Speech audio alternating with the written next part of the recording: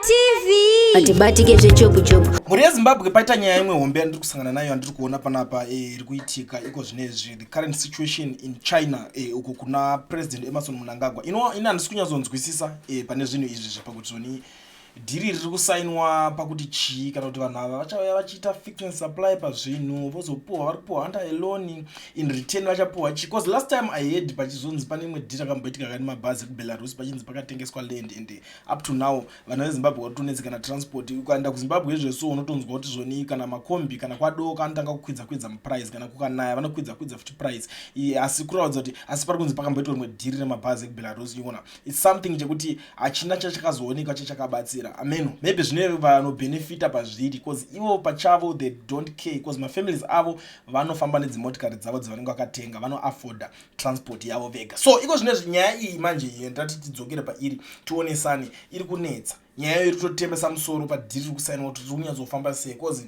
ndinosangana nayo pana spokesperson waMnangagwa uyo anoitwa George Charamba chiti this morning His Excellency President Dr. E.D. Mnangagwa met with the China Railways Group, which is in communication with the Zimbabwe government on revamping and expanding Zimbabwe's rail network. Zimbabwe is on the verge of clinching a deal with the Chinese Cooperation Group, so work on this critical enabler starts. Ndo mashoko ari kubuda achitaurwa na spokesperson wa President Emmerson Mnangagwa uyo anoitwa George Charamba asingakamewo musoro kungenini so azvinonyatsondi bata bow pachitaurwa dhiri rori because inini pandatarisawo pamufananidzo meno handina kuona zvangu kuti chairman kana kuti mukuru weNRZ wacho handina kuona mufananidzo wake ameno kana vakazomuchinja but ini wandoziva handina kumuona hangu pamufananidzo iyi kuti ko why dhiri riri kunzi munhu ari kutosumuka ega kuofisi kwake otoenda kunotaura dhiri unosainirana dhiri ko chairman weNRZ anozoita zvekuita sei basa rake nderei anofanira kunge aripo paground pachisainwa dhiri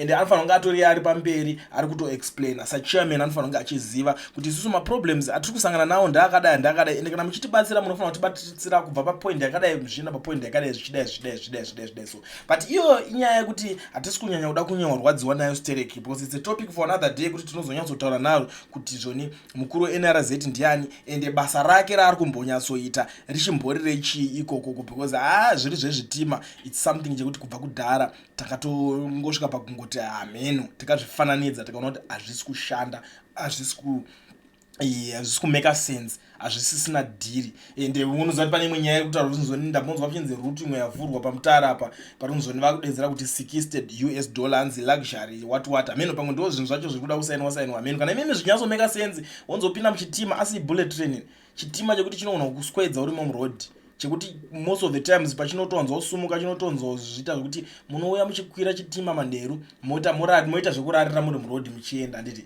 but utapungwa yese uchifamba muroad ubva ubhadhara $60 iwe come on $60 iwe unobhadhara bhazi kangani mabhazi anoenda ikoko if I'm not mistaken from Harare to Mutare it's something $60 but iyo imwe nyaya futi yekuti tichataura nezvayo ngatimboona timbonzwawo kuti vana veZimbabwe chaivo vari kumboti kudii panyaya iyoyi because ndo zvimwe zvezvinhu zvakakosha kuti pese panoitika zvinhu tinzwisise because apa itori rimwe another zvigananda zvapinda mugame kapa ritori rimwe dhiri rekuti rinenge ratosainwa idhiri rimwe remamillions dhiri rimwe richatopfumiswa vanhu because pese panosainwa dhiri nethese people hamufaniri kucelebrata zvekumhanya munofanira kutanga kutomeka sure mutotarisa kuti chii chiri kuitika ndanani vari mabeneficiaries vari kuzobenefita padhiri iroro so that pane chese chichazoitika pakazodai even in future pamuchazopa president wenyu munoda kuti azotonga nyika munenge munyatsoziva kuti ningi akasiya abhaisa pakati ende zvakatanga so pakasainwa meeting ndananhingi vanga varimo imomo handiti muri kuona nyaya yacho iyoyo so ndiri kuona vanhu varota zvakawanda panapa ndikunyatsoshaya ndotanga neipi urikuzviona ndikushaya ndotanga neipi but umwe ari kuti this should really be NRZ team negotiating with government facilitating things don't work here because our government tries to do everything the outcome is massive doubt incompetence and corruption ndo imwe nyaya imwe iripo yandogara ndakataura ndatombotaura ndikati aiwaka guys kana nyaya yemuchinga mawirirana kuti vanhu vari kuningina NRZ team ndio inofanira kuenda ikoko kuchina inotaurawo netimu renjanjore ikoko kusati kupera. That's why hazvina need kuti president kwete zvizongonzi zvinhu zvese zvakutoda munyika ndi president ndiye akaita vamwe ngawapiwa maopportunities nemukana ekuti vaende kunorizina dhiri ropera. That's all. Than kuti munyazogara muchibhaiza munyazoziva kuti munhu haana kana chisvino chine musoro chaari kuita makungomupa twese kuti ende muno kadhira tuma small deal like zvakazoitwa imwe embarrassment yakazoitwa rimwe gore nawe anonzi Chinamasa akanovhuriswa bin kuno commissioner chibin not a bin rinoshamisira it's a skip. If you come to South Africa we call it a skip. Atonzi ari kutoenda kuno commissioner kutoenda nechigero unokata ribbon. So like come on, is the same thing zvakaitwa naMohadi could fly from Harare kuenda kubulawayo kuno commissioner machair 10 chairs. Each chair inoita $40 to $50 up to 100 here in South Africa. But akaenda kunokata maribbon. Mari akashandisa kukwira ndege netimu rake nemari yavakadya that day yakawanda zvokuti inonotenga machairs acho kana 50 or more than that or even 100. But munhu anotobva kuHarare achinofambira zvimwe zvimasmall deal ko zvashate chiko kungotaurirana kuti hatina zvatiri kumboita zvine musoro. Ndozvo zvavari kuwanda nazvo izvozvo. That's what tichizoti each and every deal rinenge raitwa is very important kuti tinge tichiona kuti zvakamira sei. Mumwe ari kuti panapa the script has been played before. We see these deals signed zvopera mumhepo. If all deals signed from the Mugabe era to date had come to fruition, we would be like Singapore. Honestly, madhira akawanda akasainwa hazvisi mbori kana zvinhu zvekunyeba. Ende madhira acho mamwe ari kusainwa ameno zvavari kutraya kuda kuita zvacho zvinyatsombori zvinyi. Because honestly speaking kuzonzi kadai I remember last time paakambonzi aenda kuleave pakatanga kutaura kunzi aenda kuannual leave but wona akasaina dhira kadai akakomishina zvinhu zvakawanda akakomishina akadii saka izvoso anofanira kunge achizorora. Honestly speaking unonyatsoona kuti pazvinhu zvese zvataurwa zvinhu zvaifanira kuti makansela machairman zvaimboita madhezi aya kuti aigona kutoenda achinonzi presidential ball scheme oenda kunokomishina chibhorani. Come on guys, is something chekuti hazvimbodi kuti munhu a whole sitting president achinzi ari kufambira zvinhu zvakaita seizvozvo. Ndo zvimwe zvezvinhu zvekuti tinotoona kuti ama one. And the other thing paunonzwa unzi manzi panyaya yacho yanetsa pakutonzi ndowanzwa uya mukuru we-state security ngirikini akabuda kutaura zvake kutaura kuti isusu vanhu vatotaura zvekuvenga pasocial media apa tinotombodhila navo chii chakadaro ichocho. Unovonzwa kuti mufesi uya umwe wekumasvingo anzi abatwa anga achiimba song achiti hanzi Mnangagwa wazoti didi. Ndo zvavakangwarira izvozvo. Iroro ndo vanonyatsorova manje basa iroro. Zvimwe zvese kuti chirovai nhamo rovai urombe rovai urova pedzai problem irikuitika vafanira kutengeserwa mutoriro zvingazvimiswe zvese izvozvo. They don't care. Vanototi it's better kuti varohwe nemutoriro vafanira vadhakwe. Enda paZimbabwe izvezvo doro rinotowanika hobo rikutochipa kutodarika madrinks. Why? Kuzozoti vanhu vakadhakwa vachataurisa vanobva rara. Zvimwe zvese zvakutonzi mhenho ikoko itai yamuri kuita. Tumadhiri twacho tunenge tuchiitwa tunovhiringidza. Honestly speaking hatidi kukunyeberai. Ende ndikuona kuti vanhu vazhinji vari kutocomplaina on this same issue kuti aiwa kakakona itype ipi yamunenge muchingotiitira izvi.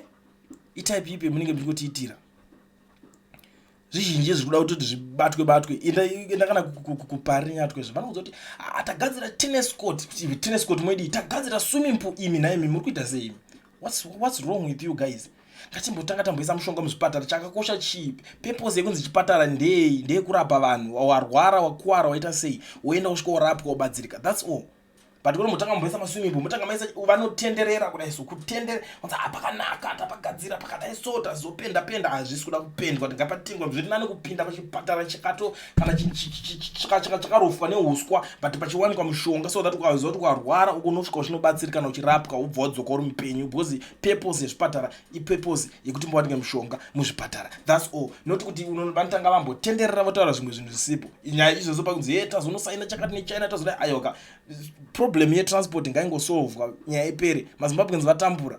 Usitaura kuti kwakadoka izvo unotongonzi kwadoka inenge yakunzi pondo wambobva kumba kwako kana maskati inenge ichinzi 50 cents distance yangu ichinzi 50 cents inodzoka inonzi kwadoka saka yapondo.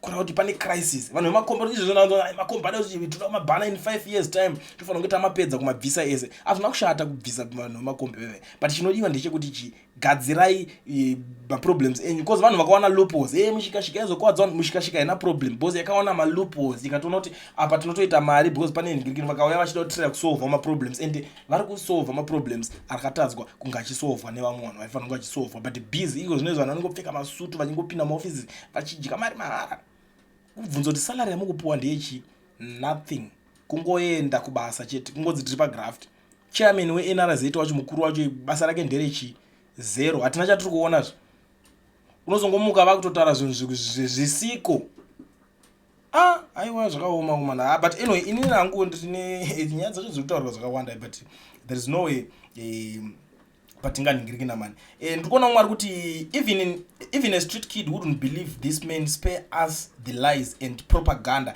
This is a tired narrative, bruh. You have fooled Zimbabweans for a long time. Kunzai waka chero vakomana vari mustreet magunduru avabvume zvinhu zvekutaurwa zvakadai sezvo avazvidaire wati munyika yese aiwa azodai so iko zvinenge vakutosaina dhiri let's watch takaona zvinopera mushe because the reason inoita tisasavhunduka zvinhu izvi rimwe gore pakanzi pari umwe munhu ada kuti wasadhaki chairman anditi panzi munhu ada kuti wasadhaki chairman chichakanyatsoinoitika vaka kugadzira kubata kumhanya kuganzira kugadzira mapresident wa villa up to date hazvina kumbopera zvisa zvakushanda ende takabvunza kuti purpose yazvo right ngapanzi yapera iyi summit yacho inoda kuitwa zvichashandiswa chiko zvinhu izvi kana zvine musoro zvatakanzwa ipapo mari iyo yakatambiswa ipapo dai pakatovhurwa kana factory yekutorwa zvidhina chaiko yekutoforoma zvidhina chaiko like I'm serious pototanga kutonzi kwakati kunorwa zvidhina takavhura initiative kana chegovernment or cheprivate sector chinongozvinzi munhu ngavapinda apo kana chegovernment bo futi vanhu mwana wese avo vasina mabasa certain area vopinda vachitorwa zvinhingiri izvozvo vanowana matenda zvigananda zvaiva kutongonzi right it's a must kana takupa tender you have to buy equipment material apa inonotenga zvidhina uko mapavement bricks machinchi zvese ikoko endai munotenga ikoko kutakupa tender panapa but you have to go and buy uchiwirirana nemasuppliers aya takaningiri nayo nyika yoramba mari yenyika yoramba ichingotenderera zvichingoenda zvakadaro but hapana kana one anombozvigaya izvozvo ubvonza aiwa 2030 muchienda kupiko 20 what anyway without wasting much of your time muri Zimbabwe and unongozivisa vanhu kana uri muSouth Africa udo register company yako ubva wavhurwa FNB business account pane munhu anonzi Owen Education Research ndiye munhu wacho mubate namba dzake ndaisa pa screen taurai naye musaswere muchivhaironza muna mabank account zvese zvaitwa unongapusa iwe kana ukangwara tora namba dza Owen rowa screenshot mutaure naye akuregistere yako wobva wasiya mauri ozana problems aya apera azvichakunetse futi